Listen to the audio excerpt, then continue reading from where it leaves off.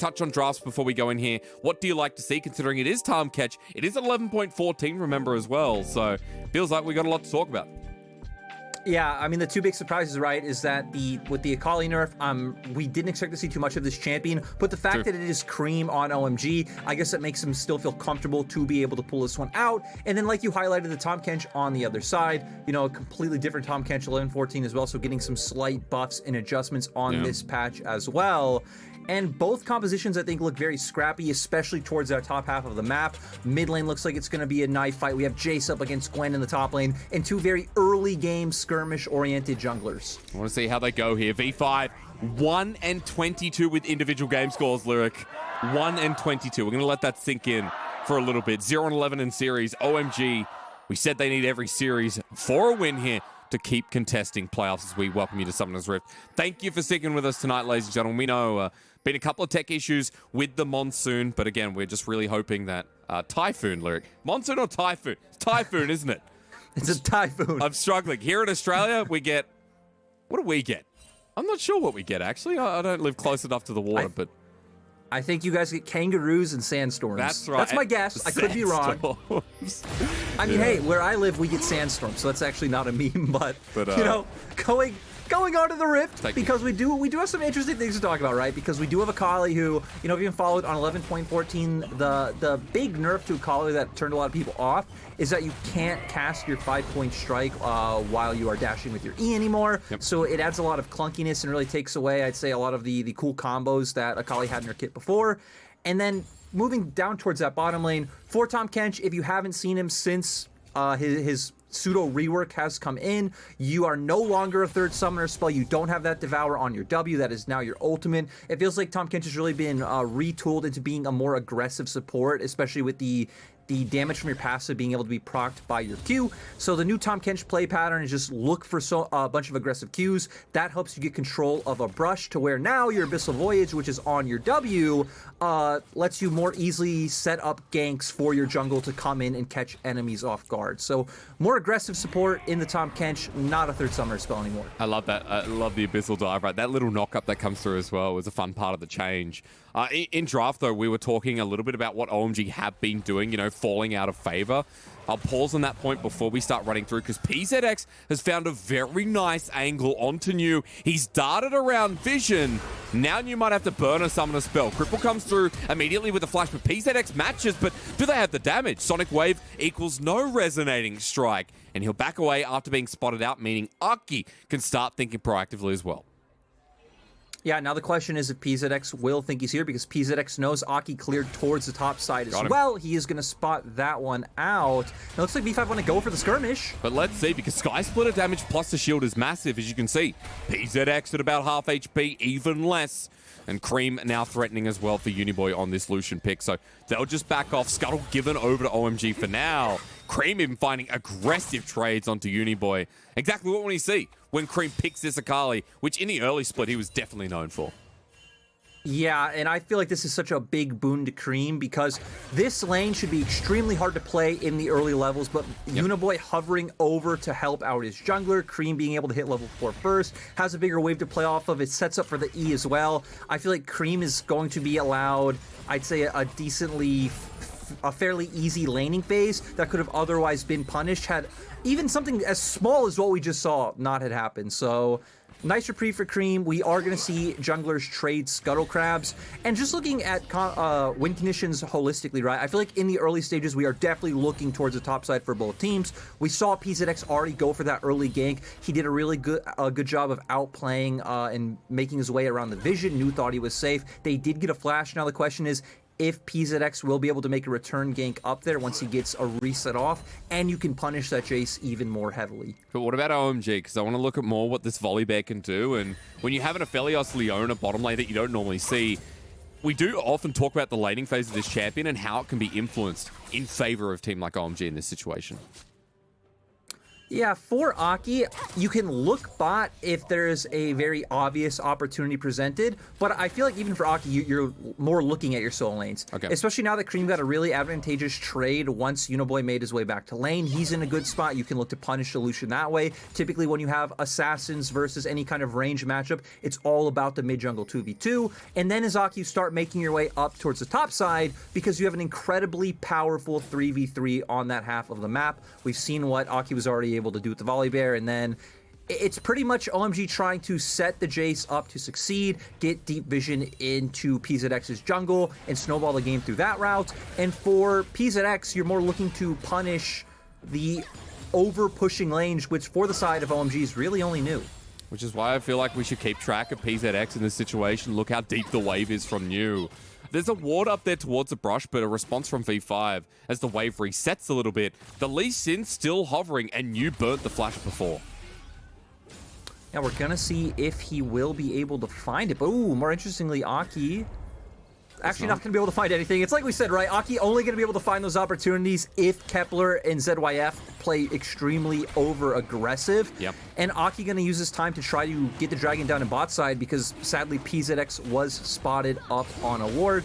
So nice little objective coming out for the side of OMG. I also feel like OMG's comp does better the longer this game does go on. We have the Aphelios, we have stronger side lane pressure coming out for OMG, in my opinion, with Creme on the Akali. And then especially if you can get the Jayce some momentum, you can get the Jayce ahead to where then the Gwen isn't really that big of a deal, and then you're playing out the pseudo 1-3-1 comp.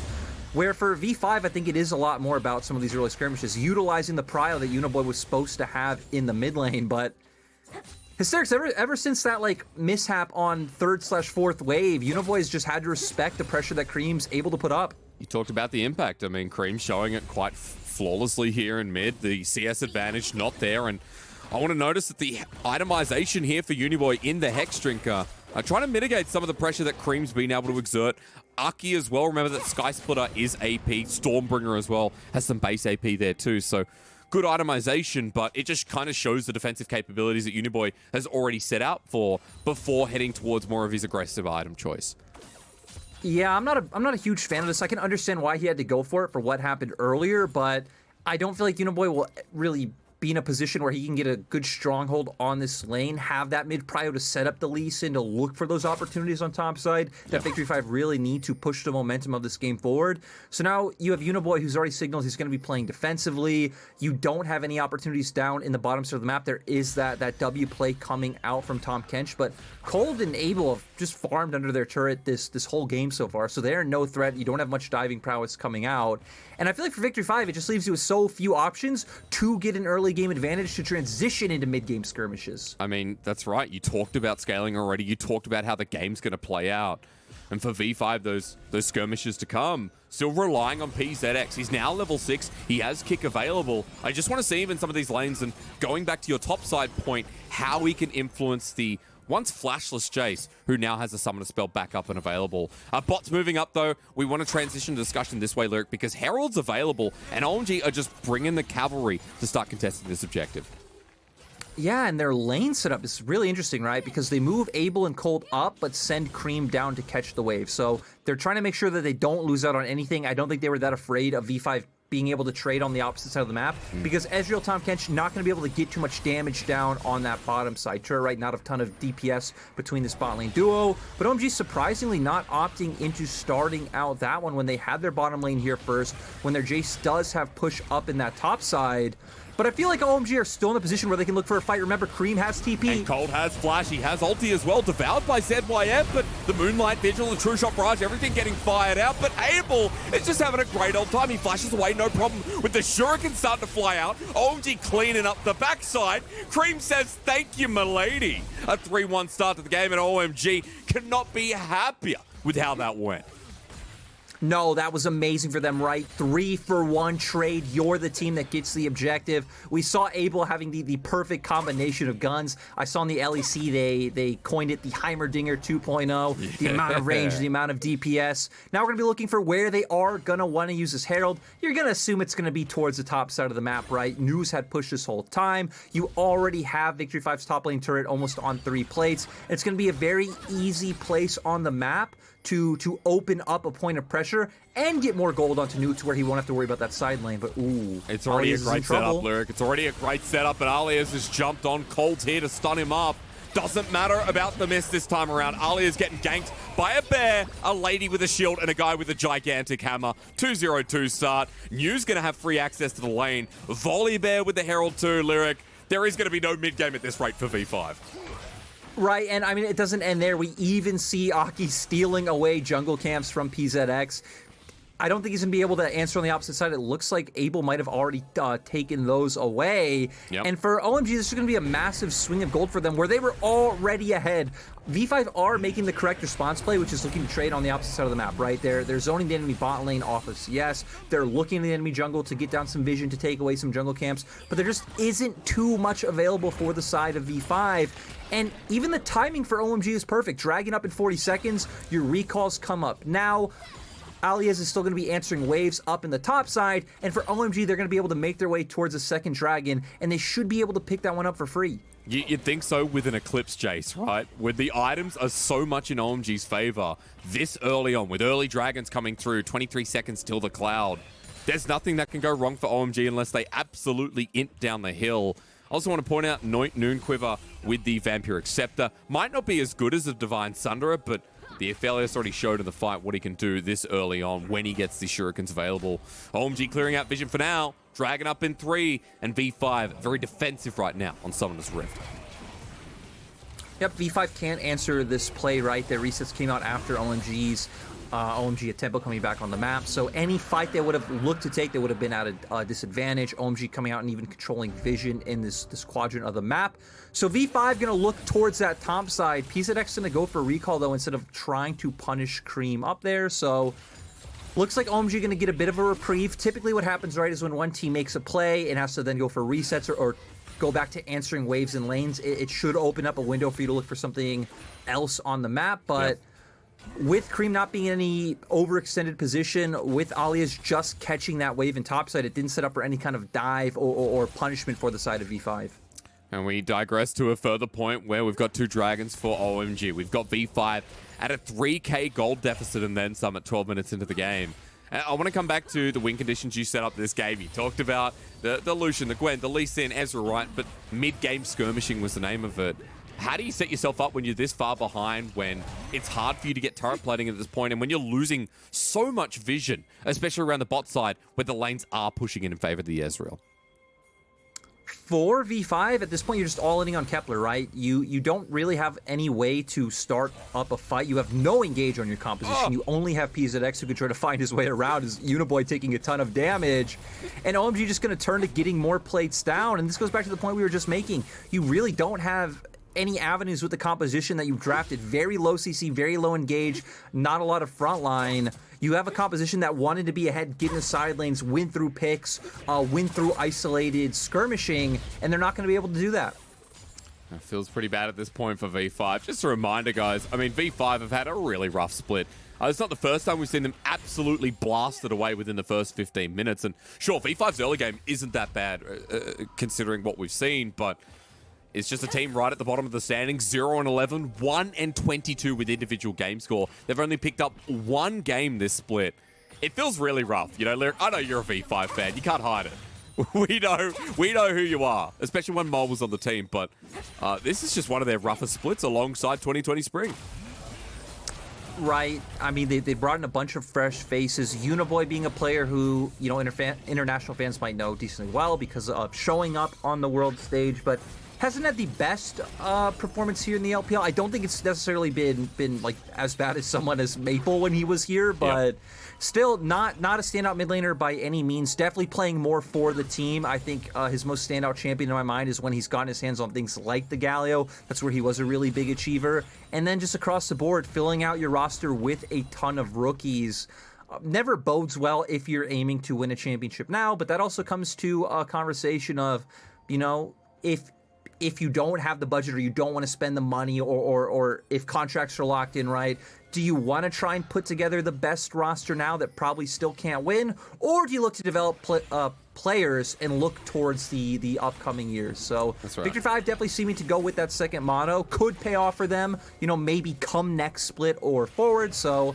not going to hate on the motto, and hopefully they can pick up a series win somewhere. Yeah, that's hopefully, all I want. at least game wins as well, right? Considering that in this game, it's still not done and dusted, but OMG, we've moved up to about 4,000 gold while we're having this discussion. Dragon number 3 is coming up. Herald number 2 is going to be spawning soon as well. OMG on the hunt for vision at this point, and you can see bottom lane's getting pushed out now by Creme. Mid as well, getting contested for vision, and Cold is the one taking the damage. Doesn't mean too much after the culling, after ZYF was ready to devour. And New starting to roam around. Uniboy scared of this Jayce, as he should be, as New moves between Fog of War, between top and mid. Right there is what we saw, some of the issues with V5's comp being behind. Is that even when someone like Cold walks forward and you think you found a pick, you really don't have a way of locking him down and getting your damage onto him. So yeah. Cold just able to walk away freely. And then we're seeing the other issues. Because New has push up and top, he's going to be constantly looking for these roams. One play you do have available as Victory 5 is you can still look to use that Tahm Kench W to make a play onto New on the tops of the map. Maybe you find a pick, can turn that into clearing out some vision, which then gives you a way to rotate to mid and find some more picks. But a lot of these types of circumstances rely on OMG's players making mistakes. And OMG haven't been doing that. They're ahead in items, actually massively ahead in items when you look across the board. Mythic's coming out. Abel probably making his way towards the Collector now, so he's going to be getting more burst with that lethality that he's going to be building, breaking down a mid-turret, and the map is just OMG's for the taking. It is. There's nothing V5 are doing at this point except pretty much taking the Rift Herald charge. They blocked that one on the inner turret, but look at what's up yet again. This will lead to Soul Point, and V5 are still nowhere nearby. They're nowhere near the item capacity as well, as you're talking about before. Leaving Aliez to farm, well, that's great. But you look at the rest of the map, you now look at Soul Point. For a team that has a Volibear, a Leona, champions that will be able to use these stats and use the Soul to make it an easy win, because at 17 minutes in the game, I'm not seeing V5 do anything apart from trying to buy space and trying to buy time for this game in front of us. But even now losing the bottom turret, you can see that's not going too well either. I mean, realistically, that's the correct decision coming out from V5. True. That's really your only decision, is try to buy time, try to get more items on your Ezreal, and then hope he has some kind of pop-off play, or Gwen. That's the big problem, is I feel like the thing that would hold Victory 5's composition together in skirmishes would be this Gwen pick, with how much healing she has, with how much disruption she has in her W from shutting down members like Abel or New, able to get damage onto her. But the fact that she is so far behind, only finally finishing her mythic item at 17 minutes, has made it impossible for Aliez to be in a position where he can impact any type of skirmish. And without that Gwen sustain and really the pseudo frontline that she brings, there's really no way for V5 to opt into those fights. So they've done a good job of just playing it back, getting gold onto their key members. Now the thing is, hey, when we're looking for a soul fight in the next 4 minutes, can they make the plays necessary? Can Kepler connect with the Mystic shots? Yep. And can Aliez have that massive impact? Even ZYF on the Tahm Kench. I'm seeing new Tahm Kench, or at least casting it for the first time in the LPL, and I haven't seen ZYF use anything like the Abyssal Dive. Use the Devourer as well. I used the new kit, which I'm kind of excited to see myself. The Tahm Kench has been alongside Kepler the whole game, and this bottom lane has just been about farming. You talked about catching up here. The Ezreal behind 30 CS and has been sitting either bot, either mid, and just farming up. As Aliez is doing right now, but New can clear waves in an instant. He waits for that W to go down, shoots out a Shock Blast, and V5 now grouped up as 3. They can't do anything down here, while the game continues to linger towards that 4th dragon. You know, I just want to say, the whole time you've been saying Abyssal Dive, I thought you were making a mistake.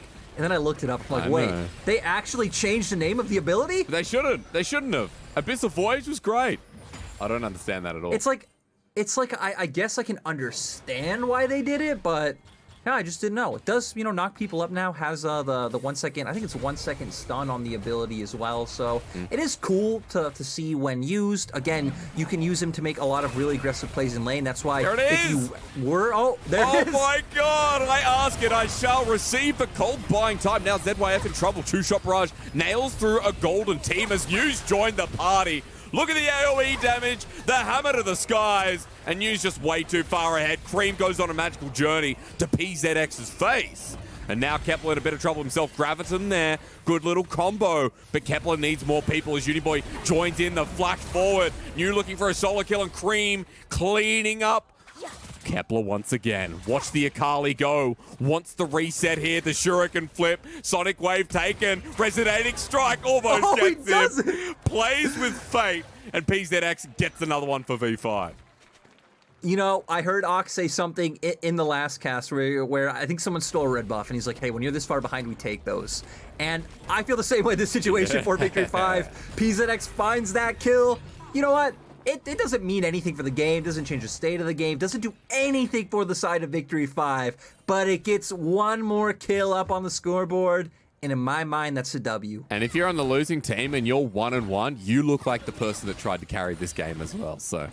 You definitely take that. You take that for the flash as well. PZX matching levels as well.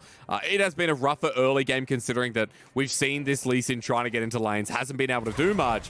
But this time around, V5 are actually like, we need to do something. And I'm glad, even if they lost this, that they tried. Yeah, we got to see the knock-up with the 1-second stun come out. They looked for the engage. They know they're in a desperate situation, right? They need to look for a flip somewhere. They need to look to make things volatile. Sadly for them, they're not able to pull it out. I think especially here for Kepler, it makes sense why he does go in so aggressively. You're at a point where like, hey, you know, someone needs to step up.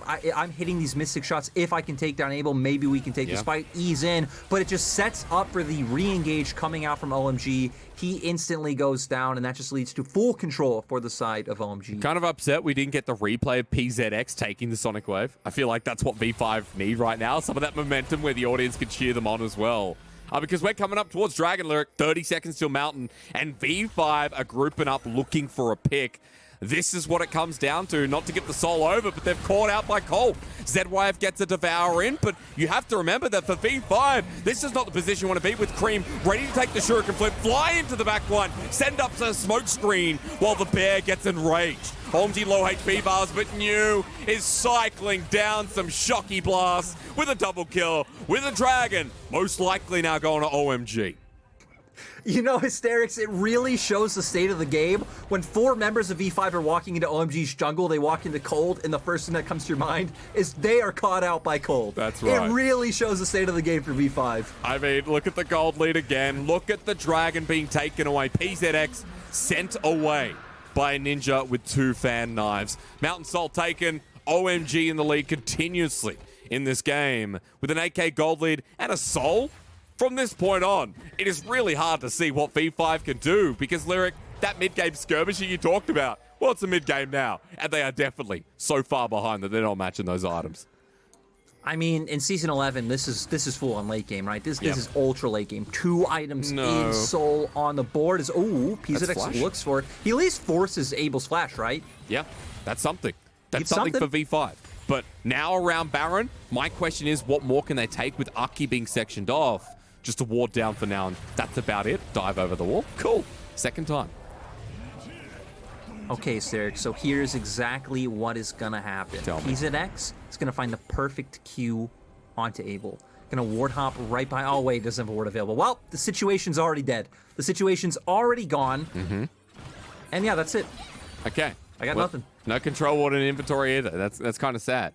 There's no warding actually available. When you look at, yeah, sure, 3 control wards in the inventory of V5 as Aliez takes his turret, but look at Baron. Pretty blind apart from the True Shot Barrage.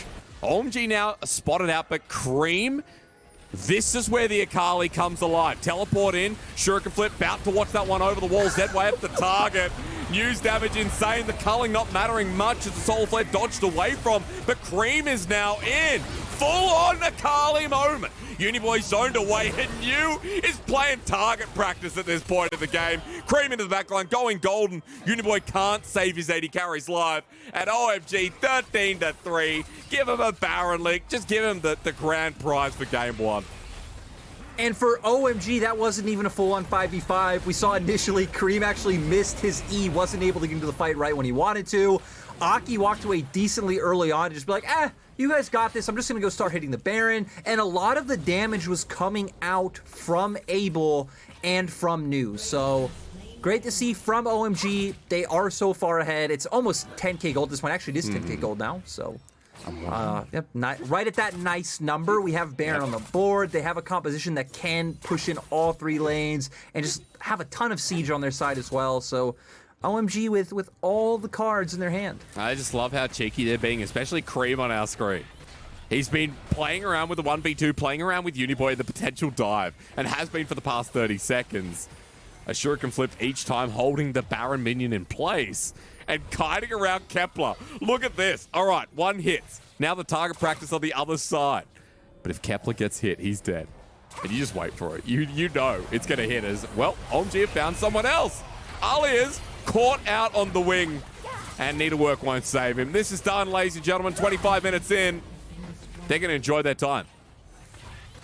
Yeah, OMG, it's really funny, right? Because we're only at a 25-minute game, but OMG have been taking this decently slow. They've been controlled. They've been waiting for objectives to come up, looking for those, not necessarily over-aggressive for any picks. They just got so far ahead early on that they were able to just pressure the map outright. We saw New pushing in Aliez the whole time. They were rotating between lanes, but never pushing for too much. Watch New. Watch New with 3.5 items. If he hits a shock blast, everything comes crashing down. Meanwhile, Creme through the mid lane is just having the time of his life. Inhibitor now exposed. Middle inhibitor turret under pressure.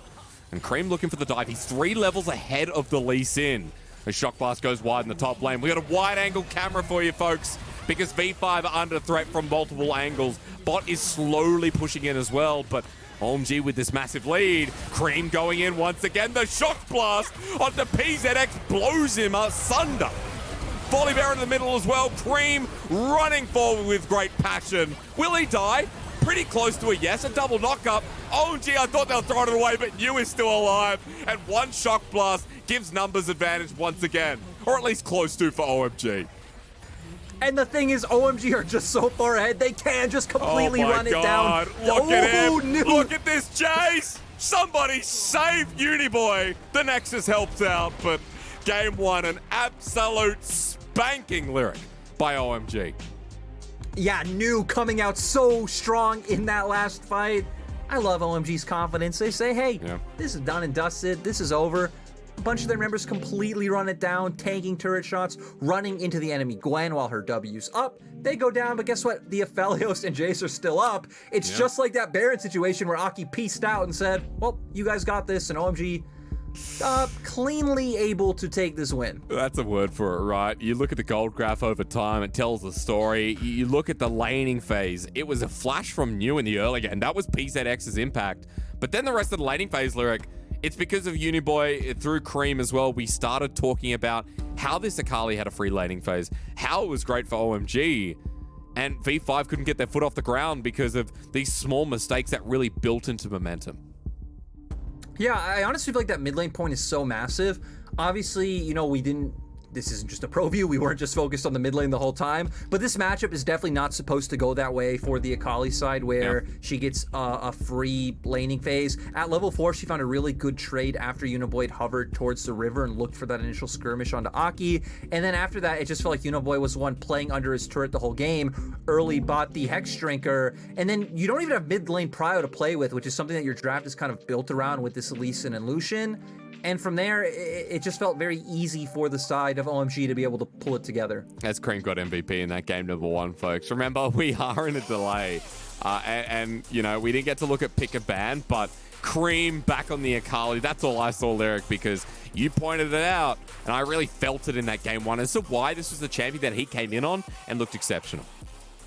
And it's going to be fun to see if he keeps getting it with a lot of teams' perceptions of the champion right now, because I know a lot of teams, from talking to them, don't like playing this champion. They do feel it feels a bit too clunky with that QE change, and then even her R2 losing a bit of damage.